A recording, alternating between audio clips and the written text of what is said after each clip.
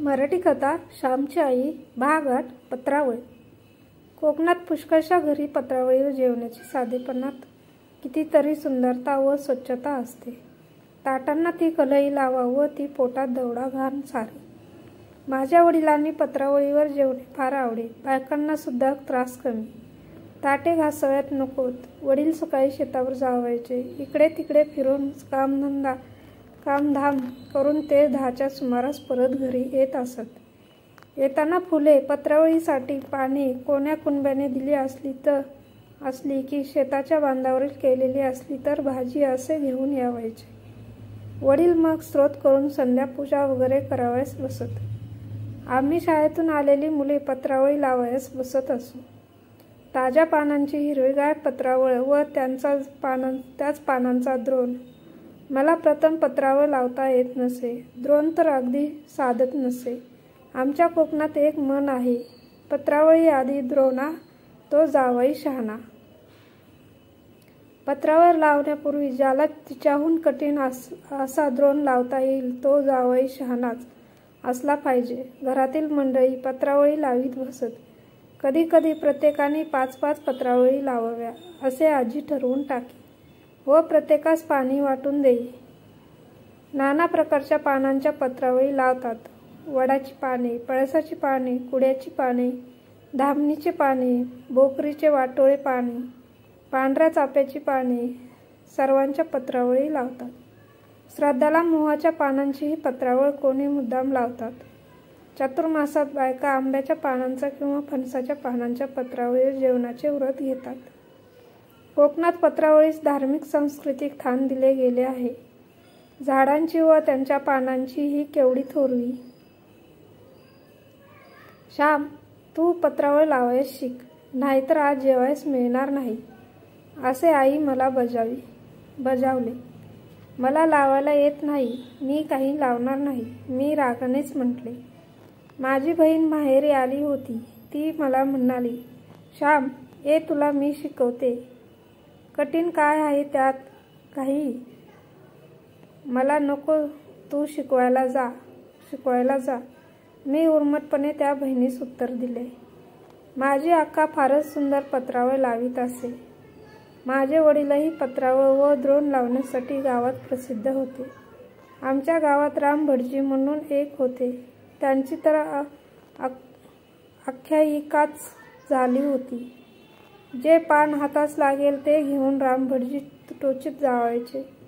चांगलेच पान पाहिजे आहे, येथे नीट बसणार नाही वगैरे विचार त्यांच्या मनात येत नसत। कसेही पान असो, राम भटजींना पत्रावळीत त्याला स्थान आहेच। कोणाकडे लग्नमुंज असली, प्रयोजन वगैरे असले की गावातील मंडळी त्यांच्याकडे जमवायची व पत्रावळी लावीत बसायची परंपरा मला शिकणे भाग पडले। परंतु मी पडलो हाटी। मी काही त्या पत्रावळी लावली नाही व आईने माझे पान मांडले नाही। ज्याने त्याने आपापली पत्रावळी घेऊन बसावे असे ठरले होते। माझी पत्रावळ नाही, सारेजण हसू लागले। माझ्यासाठी माझी अक्का रदबदली करू लागली। उद्या लावशील ना श्याम पत्रावळ?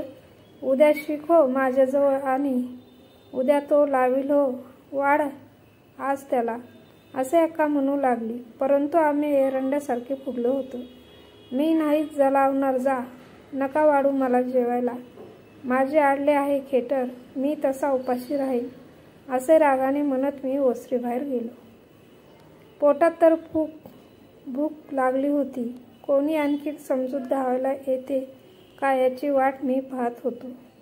शेवटी माझी थोरवी निर्भिमानी अक्का तीच पुन्हा माझ्याजवळ आली। ती म्हणाली, श्याम चल रे जेवायस, मी उद्या सासरी गेले म्हणजे थोडीच येणार आहे, समजवायस, उठ, चल, लहानसे टिकोळे लाव व त्यावर बस जेवायस। 3 पानांच्या लहान पत्रावळीस टिकाळे म्हणतात। 4 पानांच्या पत्रावळीस चौफुला म्हणतात। पळसाचे मोठे पान असले तर एकाच पानावर आम्ही मुले जेवत असू। एकच पान पुरे होत असे।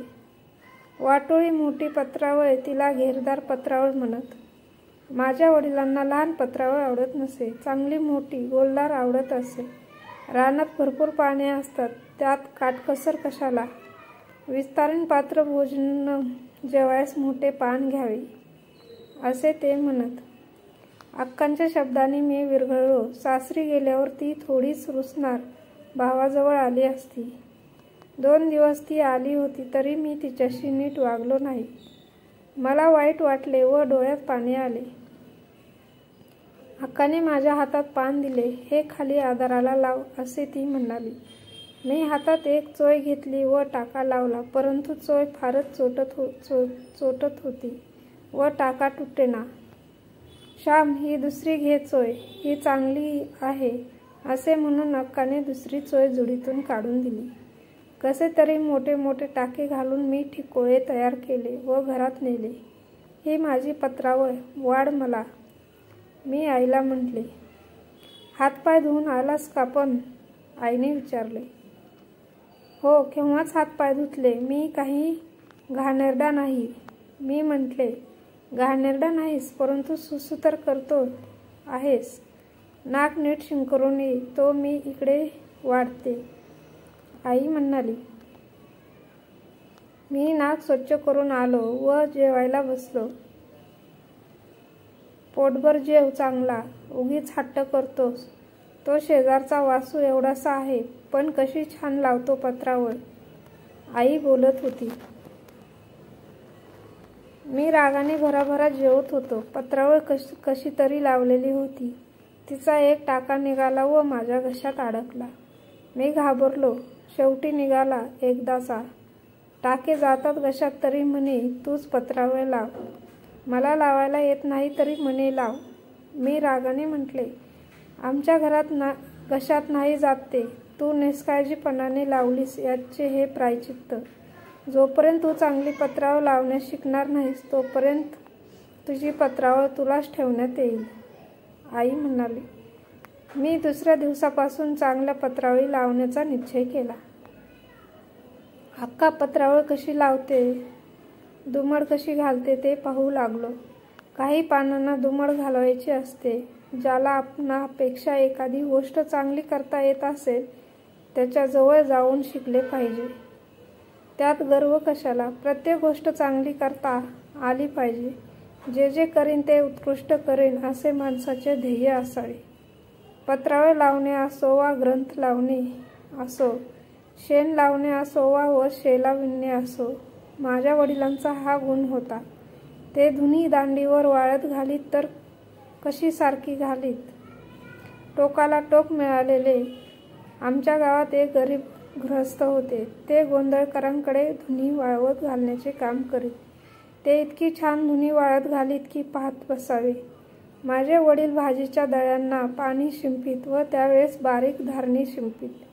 हाताने धार धरून शिंपीत, परंतु ते काळजी घेत. प्रत्येक गोष्टीत नीटनेटकेपणा असला पाहिजे, सौंदर्य असले पाहिजे. माझ्या आईने मला प्रत्येक गोष्ट मनापासून करावयास शिकवले. प्रत्येक गोष्ट चांगली करावयास लावले. आपण लावलेली पत्रावळ कोणालाही मांडतील. जर ती नीट नसेल तर जेवणाराच्या घशात टाका जावयाचा. पत्रावळ लावताना मनात म्हटले पाहिजे, कोणीही हिच्यावर जेवो, त्याला नीट जेवता येईल, घशात जाणार नाही, फट्टीतून अन्न खाली जाणार नाही.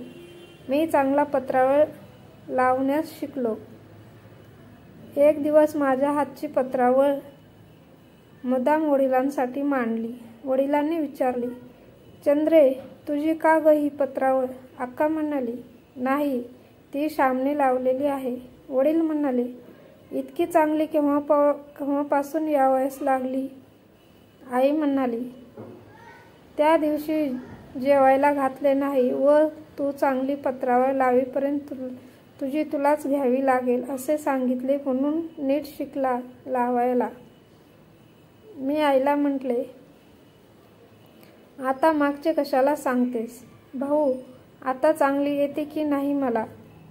आता काय सुंदरच लावता येते, पण द्रोण कुठे लावता येतो? वडील म्हणाले, द्रोणही मी लावून ठेवला आहे. विहिरीवर अक्काने लावलेला एक द्रोण मी घेऊन आलो व त्याच्यासारखा लावीत बसलो. शेवटी साधला. मी तुम्हाला जेवण झाल्यावर दाखवीन. मी सांगितले, माझ्या पत्रावळीचे गुणगान झाल्यामुळे मी जरा फुशारून गेलो होतो. जेवण झाल्यावर मी द्रोण वडिलांस दाखविला. चांगला आहे, परंतु येथे चुकला. समोरासमोरचे कोपरे सारख्या दुमडीचे हवेत असे म्हणून त्याने सुधारून दिला. मी तो सुधारलेला द्रोण आईला नेऊन दाखविला. आता कोण रागे भरेल? उगीच हट्ट करतो व मला हे येणार नाही, ते येणार नाही म्हणतोस. देवाने ज्याला हातपाय दिले त्याला सारे काही करता येते. मनात मात्र हवे. चंद्रे, याला एक जर्दाळू दे. शिकल्याप्रमाणे खाऊ. आईने सांगितल्याप्रमाणेच अक्काने फडताळातून एक जर्दाळू मला दिला. तो किती गोड लागला. समुद्रमंथनानंतर देवांना अमृतही तितके गोड लागले नसले तर गोष्ट वस्तूत नसून वस्तूसाठी केलेल्या श्रमात आहे, कर्मातच आनंद आहे. धन्यवाद. कशी वाटली तुम्हाला कथा हे जरूर कळवा. कमेंट करा, लाईक करा, सबस्क्राईब करा. थँक्यू. धन्यवाद.